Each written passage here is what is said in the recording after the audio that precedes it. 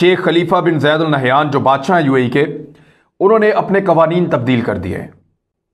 कवानीन के अंदर क्या तब्दीलियां की गई ये मैं आपको बताता हूं, और ये वो तब्दीलियां हैं जो अरबों को इस्लाम से बहुत दूर लेकर जा रही हैं।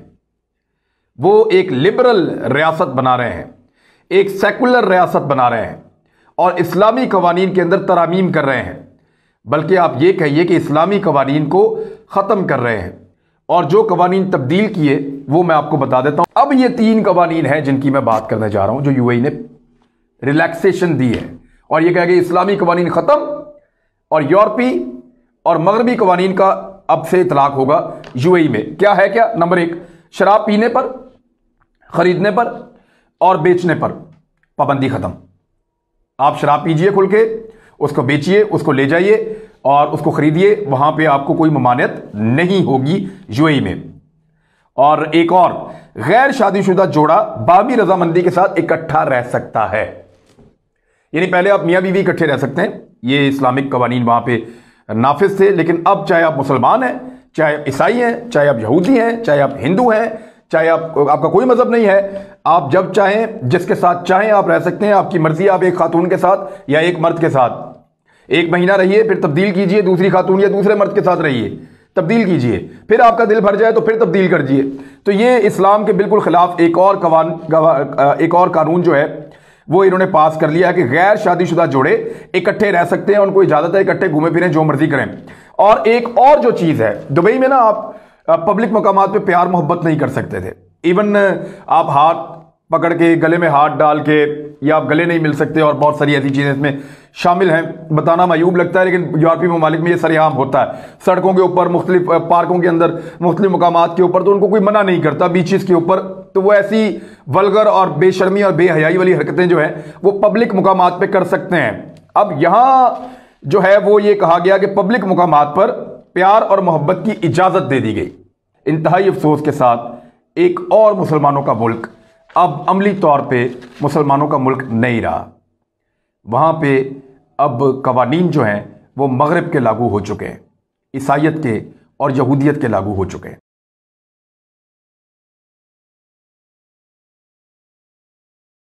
बिस्मिल्लाहिर्रहमानिर्रहीम। आज पूरी दुनिया के अंदर इस्लाम दुश्मनी के अंदर हुकूमतें इंतहा पर जा रही हैं।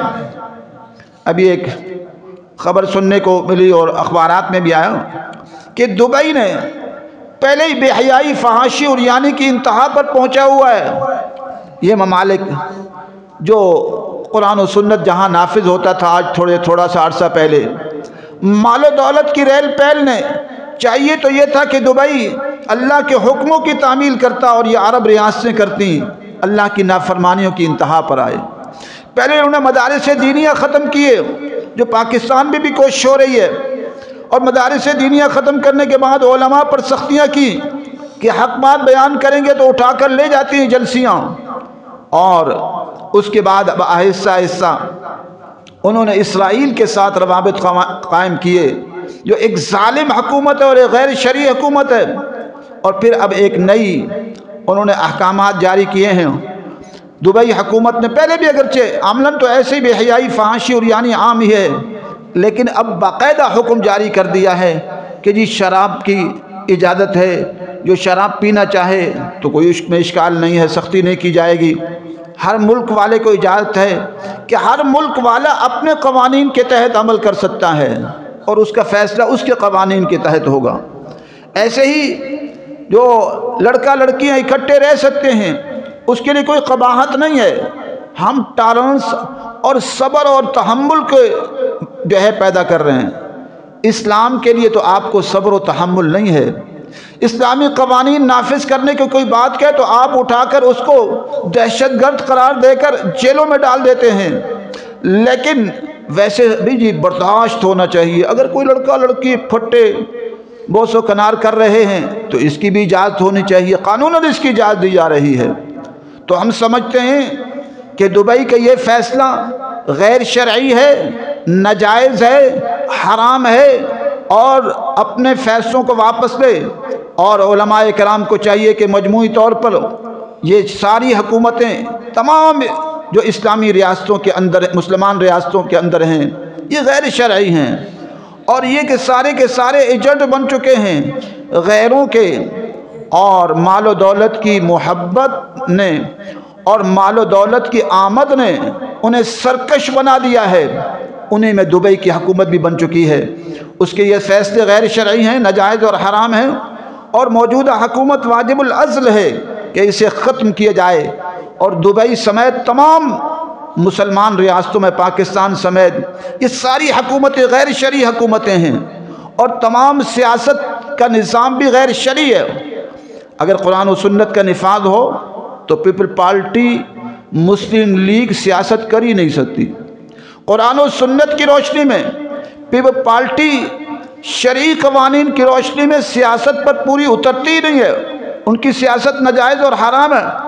قرآن و سنت کی روشنی میں مسلم لیگ کی سیاست ناجائز اور حرام ہے، اس لیے کہ مسلم لیگ کے تمام 99% جو سیاستداں ہیں وہ قرآن و سنت کی روشنی میں وہ پورے اترتے ہی نہیں ہیں حاکم بننے کے لیے، رہبر بننے کے لیے، شورا کے ممبر بننے کے لیے۔ اور پھر جمعیت علماء اسلام کو بھی سوچنا چاہیے کہ جمعیت علماء اسلام اپنی سیاست کو شرعی اقدار پر لائے، اور ایسے لوگوں کے ساتھ جن میں 99% طبقہ فساق و فجار کا ہو، بدکاروں کا ہو، زانیوں کا ہو، شرابیوں کا ہو، ان کے ساتھ اتحاد کرنا ہی جائز نہیں ہے۔ تو بہرحال دبئی کا جو فیصلہ ہے وہ غیر شرعی فیصلہ ہے، اور ایسی ظالمانہ حکومتیں واجب العزل ہیں کہ انہیں ختم کیا جائے۔ شرعاً سب پر واجب ہے کہ ان حکومتوں کے خلاف اٹھیں اور جہاد کر کے ان کو ختم کر کے قرآن و سنت کو نافذ کریں۔ اللہ تبارک و تعالی ہم سب میں جذبہ جہاد بیدار فرمائے، شوق شہادت نصیب فرمائے، اور حق سچ کہنے کی توفیق نصیب فرمائے۔ وآخر دعوانا الحمدللہ رب العالمین۔